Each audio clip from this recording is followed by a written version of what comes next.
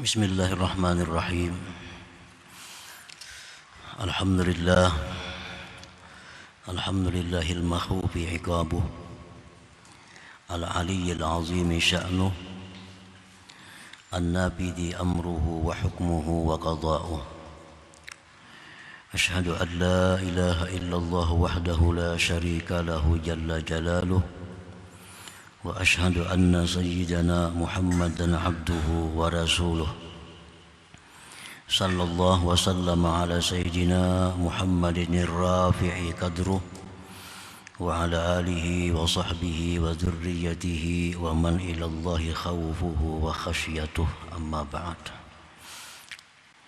Yang kita hormati dan kita cintai para habaib dan para alim ulama, para muhibbin, hadirin, hadirat, rahimakumullah.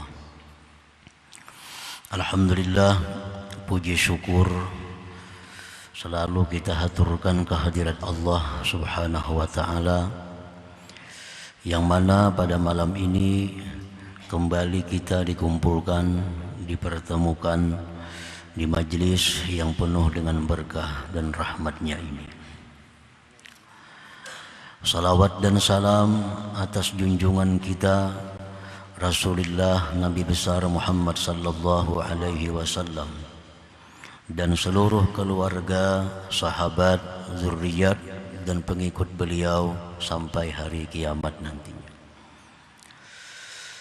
Para muhibbin rahimakumullah, al-hikmatus sabi'atu wal arba'una ba'dal mi'ah min al-hikamil ataiyah. Qala al-imam Ahmad ibnu Athaillah as-Sakandari rahimahullah wa nafa'ana bi ulumihi wa asrari. Hikmah yang ke-147 dari Al-Hikam, berkata pengarang Imam Ahmad bin Athaillah as-Sakandari rahimahullah, wa idza aradta ay yaftaha laka babal khawf fashhad ma minka ilaih. Dan apabila engkau menghendaki bahwa Allah bukakan bagi engkau pintu khawf, pintu takut, apabila engkau menghendaki Allah bukakan bagi engkau pintu takut, maka pandanglah sesuatu yang dari engkau kepada Allah subhanahu wa ta'ala. Kita pandang bagaimana selama ini adab kita kepada Allah, bagaimana selama ini perhatian kita kepada Allah, bagaimana selama ini khidmat kita kepada Allah. Nah, bila kita pandang yang dari kita ke Allah, maka kita akan dibukakan Allah pintu takut kepada Allah subhanahu wa ta'ala. Para muhibbin rahimakumullah, al-khawf inda ba'dil ulama ibaratun an ta'allumil qalbi bisababi tawakku'i makruhin bil istiqbal. Dimaksud dengan takut itu, menurut sebahagian ulama, yang dikehendaki dengan takut itu adalah satu ibarat daripada sakitnya hati. Yang namanya takut itu adalah sakit hati dengan sebab datangnya perkara yang tidak disenangi di masa yang akan datang. Nah, itulah yang dimaksud dengan takut ini. Hati kita sakit karena esok kita akan mendapat sesuatu yang selama ini kita tidak suka sesuatu itu. Nah, itulah namanya takut. Kita sakit hati karena besok orang akan datang menyita harta benda kita. Sakit hati itu dinamakan adalah takut. Takut Sakit hati dengan sebab datangnya perkara yang tidak disukai di masa yang akan datang. Wal khawfu minallah wa ay yakhafa ay yu'aqibahu Allah Ta'ala imma fid dunya wa imma fil akhirah. Sedangkan takut terhadap Allah, takut terhadap Allah itu artinya dia takut bahwa Allah akan menyiksa dia baik di dunia ini ataupun kelak di akhirat. Nah, itu pengertian takut kepada Allah. Sakit hati, sakit hati karena akan menghadapi siksa Allah Subhanahu wa Ta'ala. Nah, ini takut terhadap Allah. Takut inilah yang kita dituntut untuk bersifat dengannya, bahwa hati kita ini sakit karena kita akan menghadapi ancaman, akan menghadapi siksa dari Allah Subhanahu wa Ta'ala. Para muhibbin rahimakumullah, Ummul Mukminin Sayyidatina Aisyah radhiyallahu anha, suatu hari beliau menangis Siti Aisyah ini. Rasulullah melihat Siti Aisyah ini menangis, lalu beliau berkata, "Ma yubkik?" Apa yang membuat engkau menangis, wahai Aisyah? Apa yang membuat engkau menangis? Qalat, berkata Aisyah, "Zakartun nar." Ulun teringat neraka. Nah, ulun teringat neraka wahai Rasulullah sallallahu alaihi wasallam. Zakartun nar fabakaitu. Ulun teringat neraka, lalu ulun menangis. Nah, ini tangisan itu adalah tanda sakitnya hati yang dinamakan takut tadi. Menangis karena teringat neraka. Fahal tazkuruna ahlikum yaumal qiyamah. Adakah engkau ingat wahai Rasulullah kepada istri-istri engkau di hari kiamat nanti? Apakah engkau ingat wahai Rasulullah akan istri-istri engkau pada hari kiamat nanti? Rasulullah sallallahu alaihi wasallam menjawab, "Amma fi thalathati mawatin fala yazkuru ahadun ahada."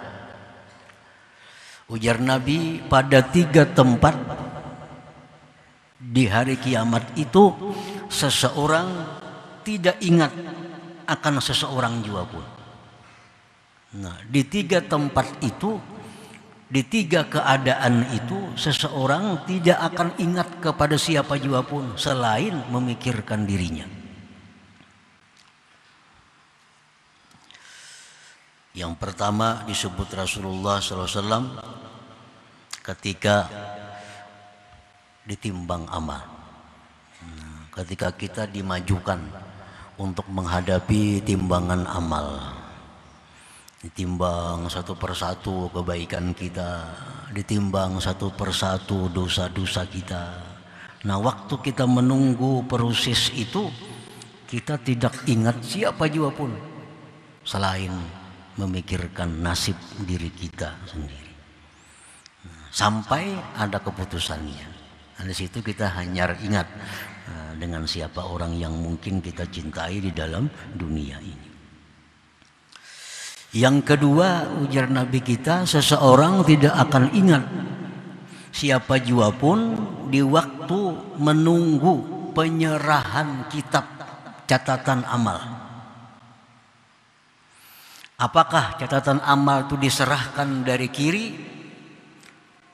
dari kanan, atau belakang? Apabila diserahkan dari kanan, berarti kita selamat.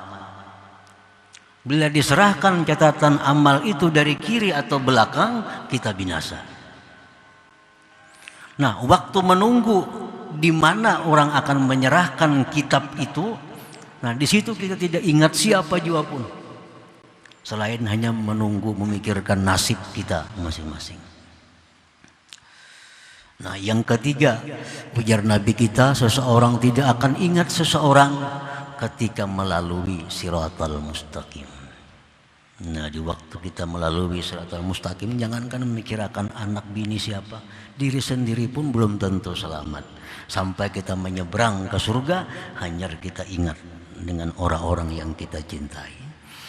Nah, para muhibbin rahimakumullah. Jadi tangisan Aisyah radhiyallahu anha karena beliau teringat neraka itu adalah bukti takutnya beliau kepada Allah Subhanahu wa taala.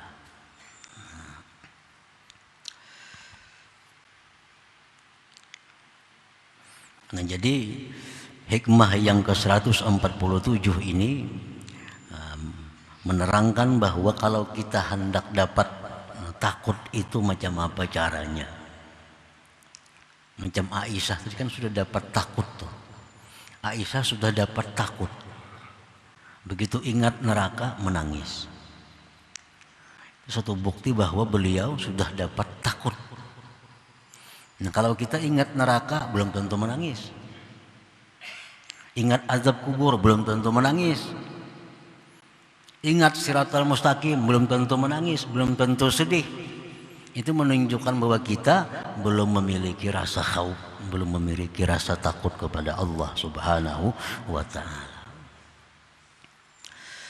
Maka di dalam sebuah hadis disebutkan bahwa barang siapa yang di dalam dunia tidak mempunyai rasa takut, maka di akhirat dia akan ketakutan. Siapa di dunia dia mempunyai rasa takut, maka di akhirat dia dalam keadaan aman dan tentram. Nah, jadi ini yang dimaksud bagaimana caranya supaya kita bisa dibukakan Allah pintu khauf, pintu takut kepada Allah Subhanahu wa taala.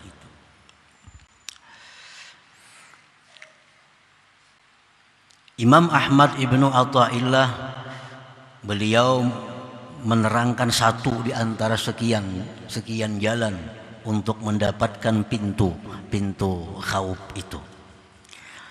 Disebutkan tadi oleh beliau bahwa mengingat dosa-dosa kita. Nah, kita ingat dosa-dosa kita. Satu persatu kita ingat dosa kita, pelanggaran kita kepada hukum Allah. Baik kita melanggar hukum Allah secara sembunyi, bahkan kita berani melanggar hukum Allah di tengah-tengah hamba Allah. Itu kalau orang melanggar hukum Allah di waktu sendiri itu lebih ringan dibanding dengan orang yang berani melanggar hukum Allah di tengah-tengah manusia, di tengah-tengah hamba Allah. Contohnya, umpamanya contoh yang paling ringan, laki-laki itu kada boleh memakai emas, tapi dia pakai emas di dalam kamarnya. Nah, di dalam kamarnya tidak ada orang yang melihatnya, itu dosa. Walaupun tidak dilihat orang, laki-laki itu memakai emas itu dosa. Nah, memakai emas bagi laki-laki dosa, tapi dipakai di dalam kamar, tidak ada satu orang pun yang melihat. Ini dosa, tapi dosanya tidak sebesar kalau dia pakai emas di tengah-tengah hamba Allah, dilihat oleh makhluk Allah. Nah, ini kita ingat pelanggaran-pelanggaran kita kepada hukum Allah. Kita berani melanggar hukum Allah di tengah-tengah hamba Allah. Kita berani melanggar hukum Allah di tengah pasar. Kita berani melanggar hukum Allah di tempat-tempat umum. Nah, ini menunjukkan bahwa begitu hinanya, begitu jahatnya kita terhadap Allah Subhanahu wa taala. Nah, itu ingat itu. Ingati dosa-dosa kita. Mulai mata kita, dosa kita di mata, dosa di telinga, dosa di lisan kita, di tangan, di kaki, di mana-mana dosa kita ingat. Bila kita ingat dosa-dosa itu Allah akan membukakan bukan pintu agar kita diberi takut kepada Allah Subhanahu wa taala. Nah, para muhibbin rahimakumullah. Dan lagi mengingat dosa, ditambah lagi kita mengingat banyaknya musuh-musuh kita. Kasratul khusum, banyaknya musuh kita. Siapa musuh kita? Orang yang kita gibah. Ini musuh. Orang yang kita gibah, orang yang kita fitnah, orang yang kita ambil hartanya secara tidak sah. Nah, ini orang-orang satu persatu di akhirat kelak akan menuntut mengambil kebaikan-kebaikan yang ada pada kita. Nah, kita ingat pulang itu.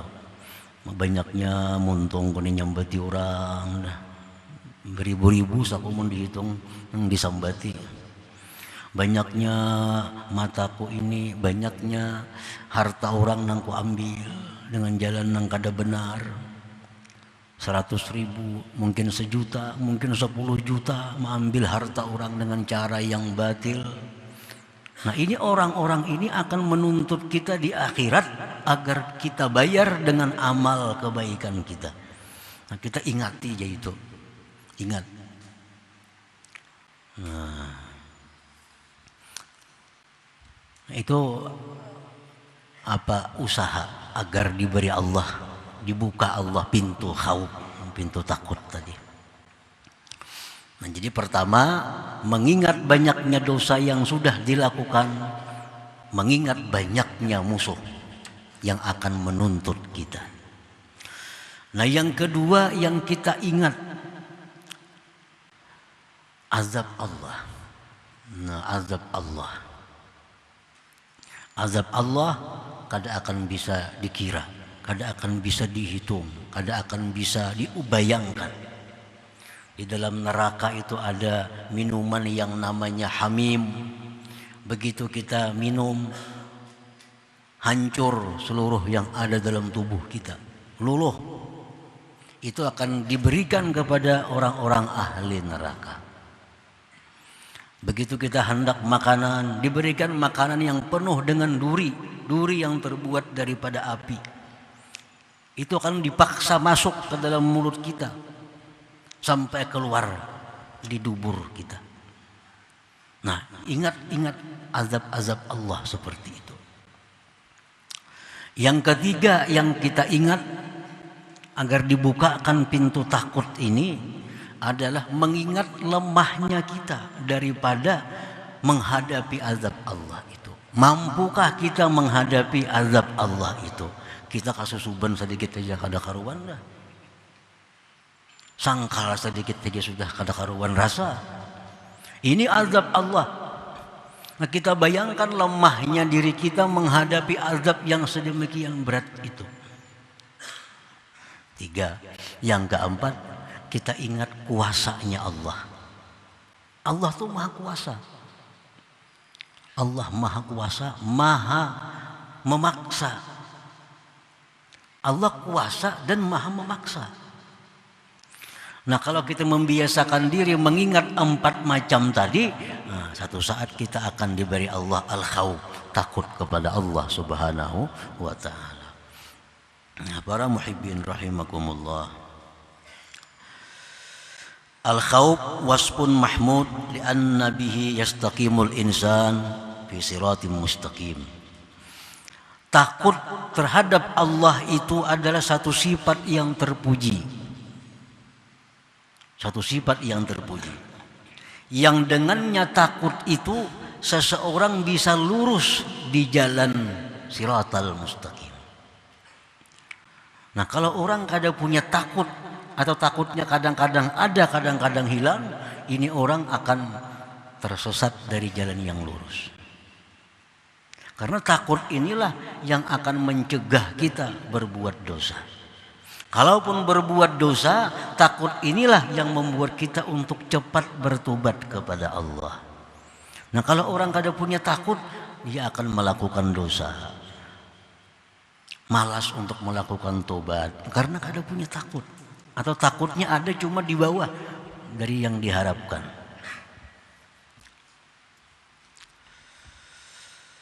Qala Zunnun al-Misri, an-nas 'ala tariq ma lam yazul anhumul khawf fa idza zala anhumul khauf dallu 'anit tariq. Manusia itu berada di atas satu jalan selama tidak hilang daripada mereka takut itu. Apabila takut itu hilang, mereka sesat dari jalan itu. Nah, kenapa kita melakukan maksiat? Kenapa kita mau menipu orang, mau menganiaya orang? Akibat tidak adanya takut itu. Akibat tipisnya takut itu. Kalau memang ada takut, tipis takutnya. Kada sampai kepada yang ditentukan. Qala Abu Sulaiman Ad-Darani, ma faraqal khaufu qalban illa kharib. Tidaklah berpisah takut itu akan hati, melainkan rubuh hati itu. Nah, bila takut ini berpisah pada hati, rubuh dah hati itu. Jadi takut inilah pondasinya agar kita bisa tetap di jalan Allah, agar tetap menjunjung perintah dan menjauhi larangan Allah Subhanahu wa ta'ala. Para muhibbin rahimakumullah, fala budda 'alal 'abdi ay yakhafallaha ta'ala haqqa makhafatih. Maka wajiblah atas seorang hamba bahwa dia takut kepada Allah sebenar-benar takut kepada Allah. Nah, jadi semuaan kita ini ada punya takut, itu pasti. Ada takut kepada Allah. Cuma takutnya itu belum sampai kepada haqqa makhafatih. Belum sampai kepada sebenar-benar takut. Karena jikalau sampai ke haqqa makhafatih, kita akan terhindar dari perbuatan dosa. Kalaupun jatuh dalam dosa, jam itu juga tobat kembali kepada Allah Subhanahu wa ta'ala. Nah, kita wajib bahwa kita punya takut ini sebenar-benar takut kepada Allah Subhanahu wa ta'ala. Qala Allah Ta'ala, firman Allah Ta'ala, wa khafuni in kuntum mu'minin. Allah berfirman, takutlah kalian kepadaku jika kalian beriman. Nah, jika kalian beriman, takutlah kepadaku. Artinya, kalau kada beriman, kada perlu takut kepadaku. Wa khafuni in kuntum mu'minin. Takutlah kalian jika kalian beriman. Nah, ini perintah Allah, takut ini bukan hanya kepada orang-orang yang banyak dosa. Takut kepada Allah ini mesti dimiliki oleh orang yang ahli taat maupun orang yang ahli maksiat. Jadi bukan hanya orang yang ahli maksiat yang disuruh takut kepada Allah. Justru orang taat pun sama, disuruh pula takut kepada Allah Subhanahu wa ta'ala. Sebahagian ulama berkata, man amila al-hasanah yahtaju ila khawfi arba'ati asya. Fakaifa biman ya'malul sayyi'ah. Orang berbuat kebaikan, sembahyang, bersedekah. Nah, orang ini mesti takut dengan 4 perkara. Fakaifa biman ya'malus sayyi'ah. Bagaimana lagi dengan orang yang berbuat dosa? Orang ini berbuat baik tetap perlu takut. Apalagi orang yang berbuat dosa. Apa yang ditakutkan oleh orang-orang yang berbuat ibadah? Satu, yang ditakutkan oleh orang-orang yang beribadah itu khauful qabul. Takut kalau ini diterima atau kada oleh Allah. Sembahyang, puasa, bersedekah, itu mesti ada takutnya. Diterima juga kah oleh Allah ini? Karena Allah berfirman dalam Al-Quran, innama yataqabbalullah minal muttaqin. Allah hanya, arti hanya itu lil hasar. Allah hanya menerima amal ibadah orang yang takwa kepada Allah. Nah, sekarang aku ini orang takwa kah, kada kah? Nah, jadi setiap kali kita melakukan ibadah, di situ ada takutnya, takut diterima juga kah ibadah ini atau kada? Karena Allah hanya menerima amal ibadah dari orang yang takwa kepada Allah Subhanahu wa ta'ala.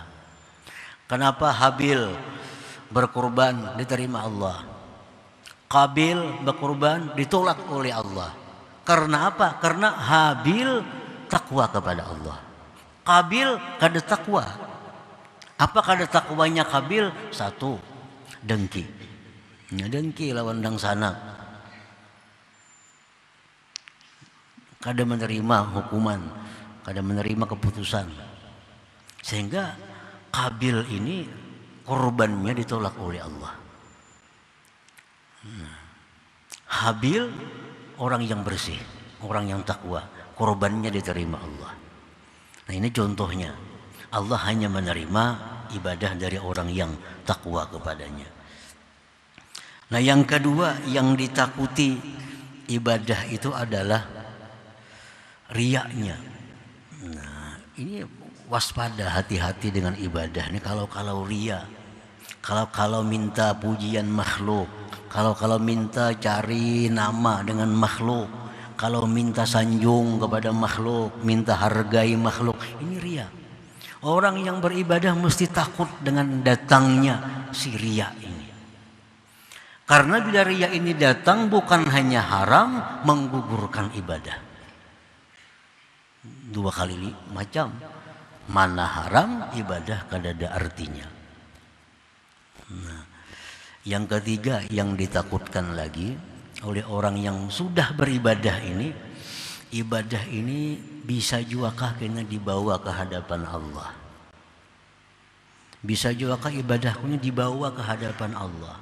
Karena kada sedikit ibadah yang kita perbuat sudah baik diterima, belum kita meninggal dunia ibadah sudah terhapus. Orang sembahyang, puasa, bersedekah diterima Allah karena ini orang baik. Diterima ibadahnya, disimpan di Illiyin. Nah, itu tempat penyimpanan amal-amal yang diterima Allah, Illiyin. Dikumpulkan di sana. Tapi dalam perjalanan hidup kita, siapa tahu kita mengalami hal-hal yang menyebabkan amal ibadah kita gugur. Nah, belum kita meninggal dunia ibadahnya sudah habis. Takutan juga lawan itu. Nah yang keempat yang ditakutkan itu adalah hari ini aku bisa sembahyang, esok belum tentu dapat taufik hidayah untuk sembahyang. Hari ini bisa Islam masih beriman, esok belum tentu Islam dan iman.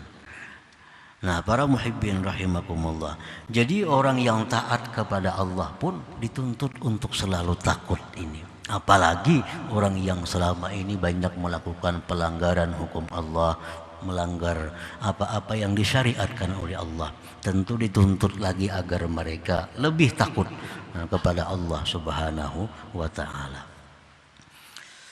Nah selanjutnya hikmah yang ke-148. Hadratin Nabi sallallahu alaihi wasallam al-Fatihah. Iyyaka na'budu wa iyyaka nasta'in.